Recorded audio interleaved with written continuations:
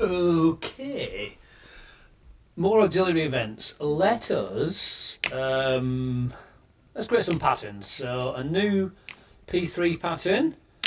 Go into there, hit record, hit a few notes randomly. That'll do, yeah.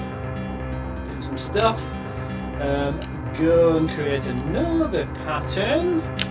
Again, same kind of thing. Hit record. Yep.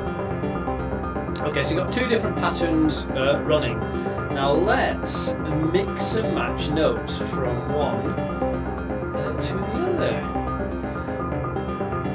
I'm down to auxiliary B because I want to do something later on, conditionally to it. So let's push and turn our encoder, push and turn again, go down to into track. These are a selection of events that you can grab events from other tracks, you can swap events from other tracks, you can push events into other tracks.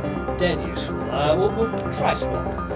Now, if you notice here, I'm swapping notes with track, and that's the number. That's the track number. So what I'm going to do is first of all select everything. So I'm going to hold a couple of encoders and it selects all the steps, and I'm then going to change everything so it's in parallel.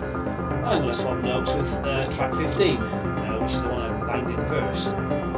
Okay, in order to enable the events on each step, because I don't have to do it everywhere, switch those on. You can probably hear the difference. And it works whether track 15 is actually playing or not.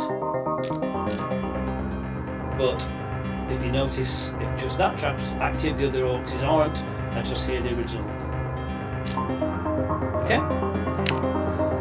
Now then, the reason I left the first one blank is because it's time to do a show. Let me mask auxiliary B, and you notice there's a number of different options. I'll pick the first, but the middle one's quite interesting. The little squiggle. It's actually a narrow band of events, so you can mask based on a kind of moving slice.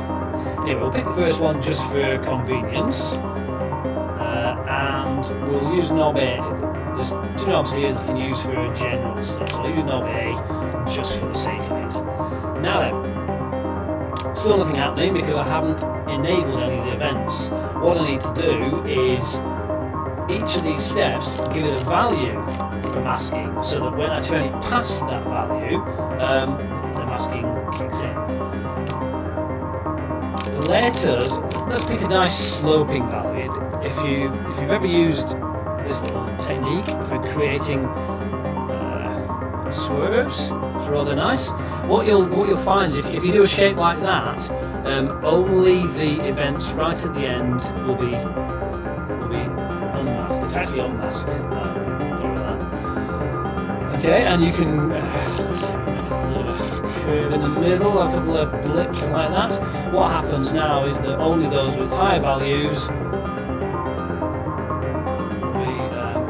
right at the end. The rest of the masking events will happen.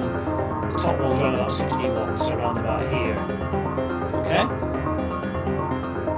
That's alright? Does that make sense? Remember, if I switch this track off, I've still got the original pattern playing. That doesn't do anything in this case, but when I switch this on, I've got the two patterns playing as normal, even if that isn't playing.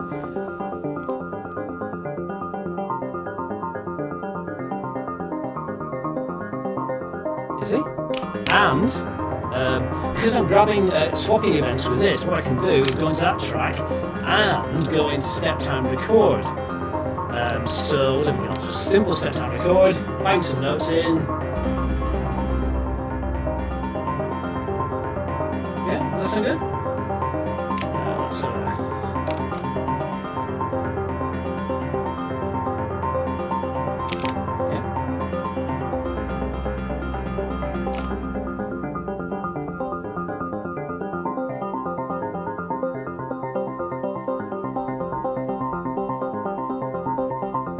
Does that make sense?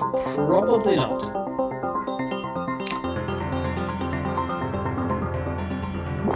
Oh well, never mind.